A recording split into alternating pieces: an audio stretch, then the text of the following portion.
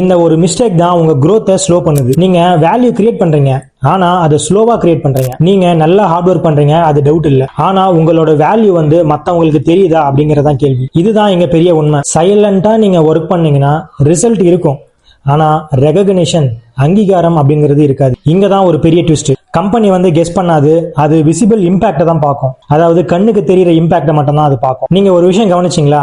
சில பேர் வந்து அதிகமா ஒர்க் பண்ண மாட்டாங்க, ஆனா அவங்க நல்லா பேசுவாங்க, அவங்களோட ஒர்க்கை வந்து நல்லா தெரியப்படுத்துவாங்க. அதனாலதான் அவங்களுக்கு growth வந்து ரொம்ப ஃபாஸ்டா இருக்கு. இது நியாயமே இல்லாத மாதிரி தோணும், ஆனா இப்படிதான் சிஸ்டமே ஒர்க் ஆகுது. நீங்க உங்களையே கேளுங்க, நான் கிரியேட் பண்ற வேல்யூவை யாராவது நோட்டீஸ் பண்றாங்களா? இல்லனா அது எப்பவுமே இன்விசிபிளா தான் இருக்கும். இதை தான் யாரும் சொல்ல மாட்டாங்க. வேல்யூ மட்டும் போதாது, விசிபிலிட்டி தான் நமக்கு மல்டிப்ளையரா வேலை செய்யும். இதை புரிஞ்சா நீங்க கேமையே நீங்க சேஞ்ச் பண்ணுவீங்க. இதை உங்க ஃப்ரெண்ட்ஸுக்கு அனுப்புங்க, அவருக்கும் ஒரு கிளாரிட்டி வரும். வேல்யூ சைலண்டா இருந்தா நம்மளோட வளர்ச்சி கூட சைலண்டா தான் இருக்கும். இது வெறும் ஸ்டார்டிங் தான். ஃபுல் யூடியூப் வீடியோல இதை விட கிளியரா பேசியிருக்கேன்.